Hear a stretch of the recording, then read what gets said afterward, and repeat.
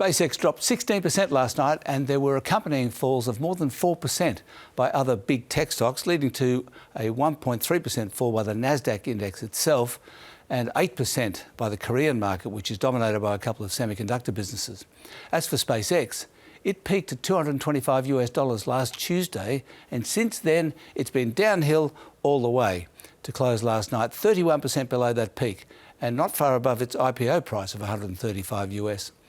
It's fallen more than $1 trillion Australian dollars from Tuesday's peak. So that's 4 Commonwealth banks evaporated in a week, which may be the greatest money bonfire of all time. It's mostly paper money, of course, but still not great for the space cadets who bought last Tuesday.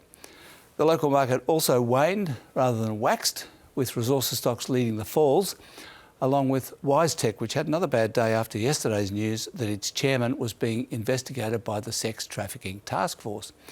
Richard White today emphatically and unequivocally denied claims that he had exploited a woman's immigration status for sex.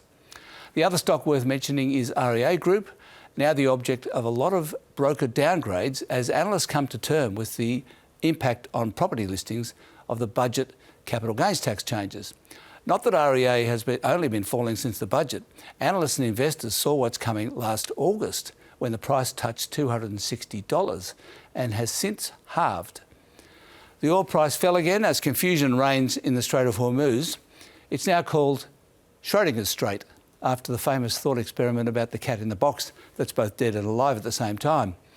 The Strait of Hormuz is both open and closed at the same time. And finally, the Aussie dollar slipped below 70 US cents for the first time in a couple of weeks.